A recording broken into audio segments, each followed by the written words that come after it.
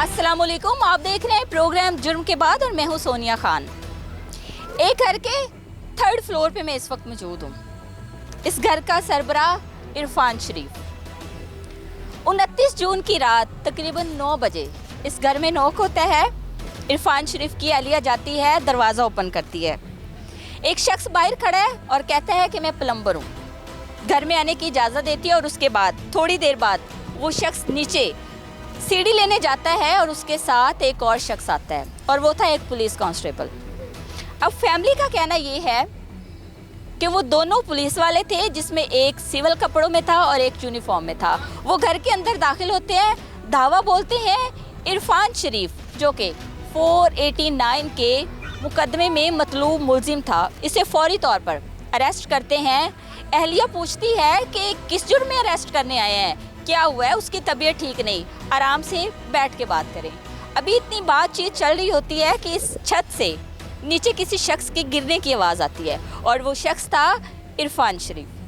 अब फैमिली ये दावा कर रही है कि इरफान शरीफ नीचे गिरा नहीं बल्कि गिराया गया है।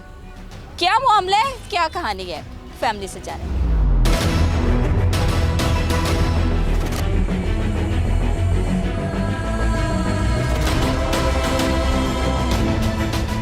इरफान शरीफ की अहलिया मेरे साथ इस वक्त मौजूद हैं, इनसे तफसीलात जानेंगे। अस्सलाम वालेकुम। जी वालेकुम सलाम। क्या नाम है आपका? निमरा। निमरा। निमरा, आपके शोहर का हमें बड़ा दुख है। कितनी एज थी इरफान की? 54। 54, 54 साल। क्या करते थे? रेंटे कार। रेंटे कार? जी जी। अभी भी कर रहे थे? नहीं, तकरीबन 1.5 साल से नहीं कर रहे थे। क्यों? 1.5 साल पहले उन्होंने कुछ गाड़ियां रेंट पे दी थी, जिसमें उन्होंने रेंट पे दी थी तो किसी ने रेंट पे लेके वो इस्लामाबाद में गाड़ियां सेल आउट कर दी थी। अच्छा। तो उनके मसले मसाइलों में थे उन गाड़ियों के, मतलब इस्लामाबाद जाते थे, काफ़ी गाड़ियों की रिकवरी भी करवाई है। तकरीबन 1 साल 4 माह पहले उनकी अम्मी की डेथ हुई है। कुछ वो अम्मी की वजह से भी परेशान थे, अपनी अम्मी की वजह से भी, और कुछ उनको मतलब लॉसेस वगैरह भी काफ़ी हुए हैं। तो 1.5 साल से वो कहीं भी नहीं जा रहे थे। घर ही थे? जी, घर ही थे। घर रह रह के बीमार भी बहुत ज़्यादा हो गए थे, कहीं भी नहीं जाते थे। मतलब ज़ाहिर है उनका काम था तो उनको बहुत ज़्यादा लॉस हुआ, तो मतलब उन्होंने हिम्मत करने के बजाय ना दिल छोड़ दिया था। अच्छा। जी। तो जिस रात ये पुलिस वाले हमारे घर आए हैं, तकरीबन रात 9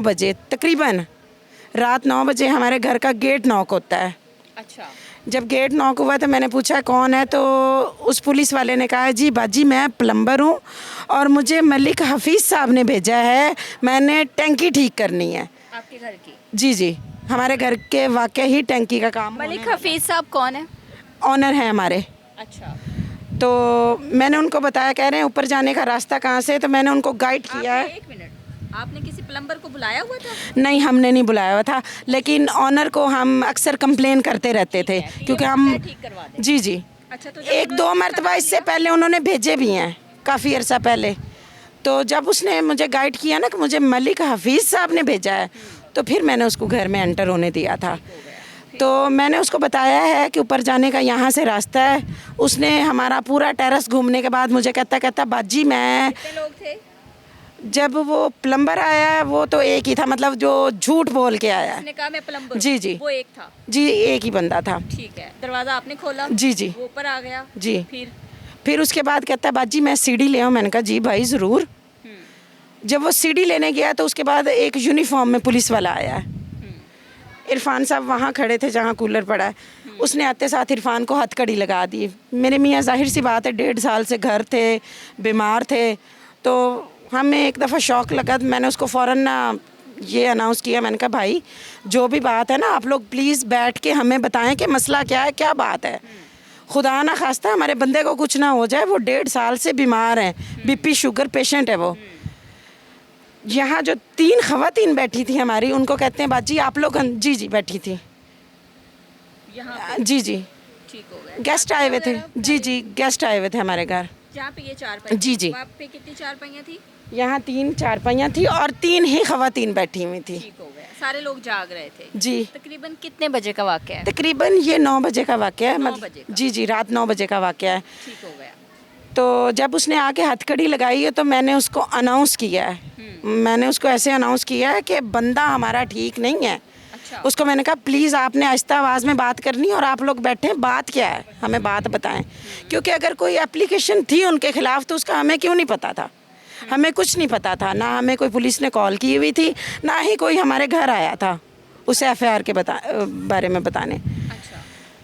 तो मुझे कहते हैं, इन 3 खवातीन को कहते हैं बाजी आप लोग अंदर चली जाती हैं, लेकिन ये अंदर नहीं गई, मतलब इन्होंने बात इग्नोर कर दी और थी। ये तीनों कौन थी?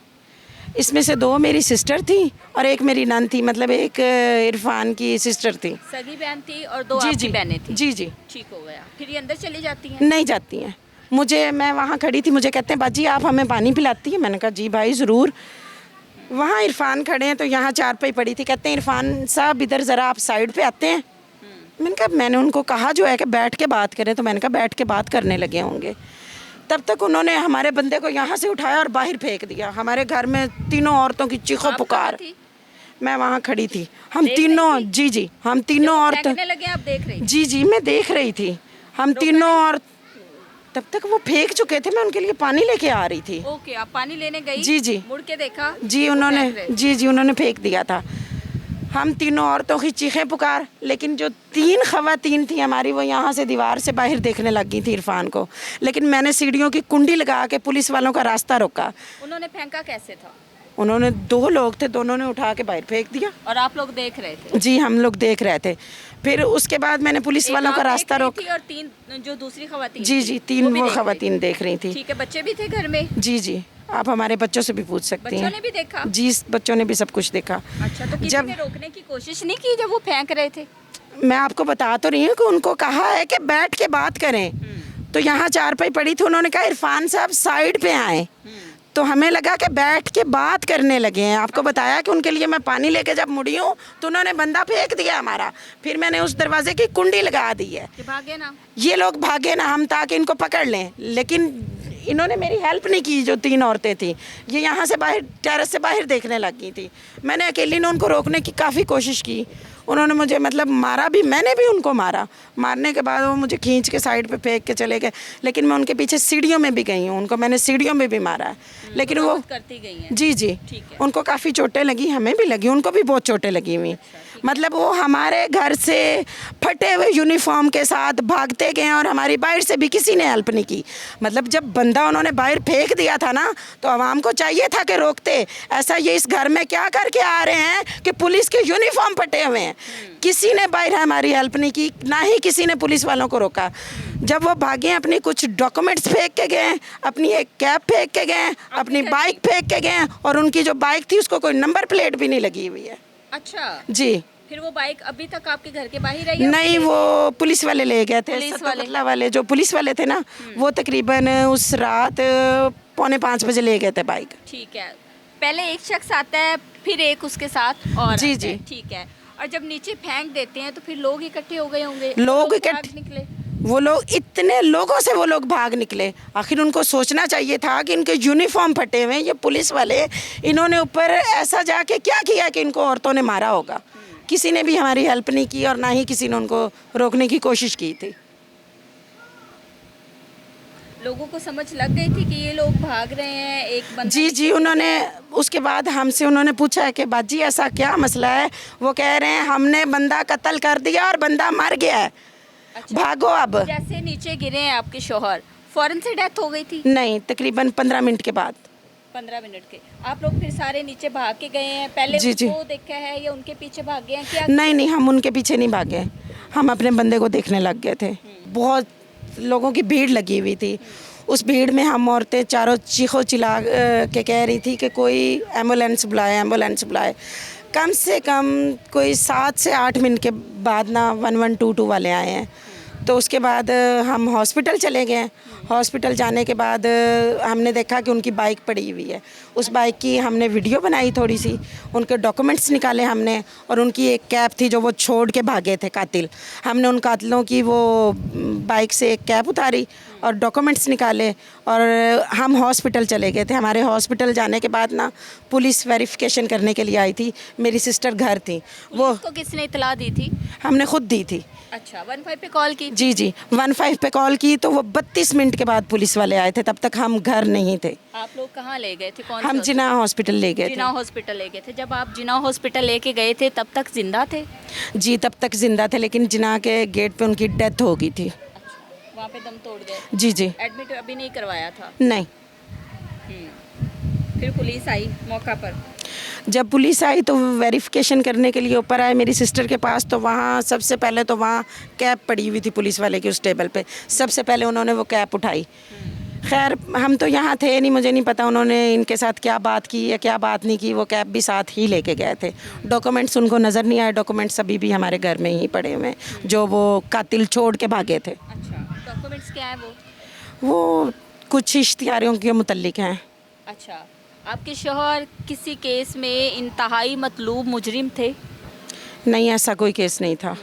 कभी आपके घर में पहले रेड हुई हो? नहीं नहीं, कभी भी नहीं।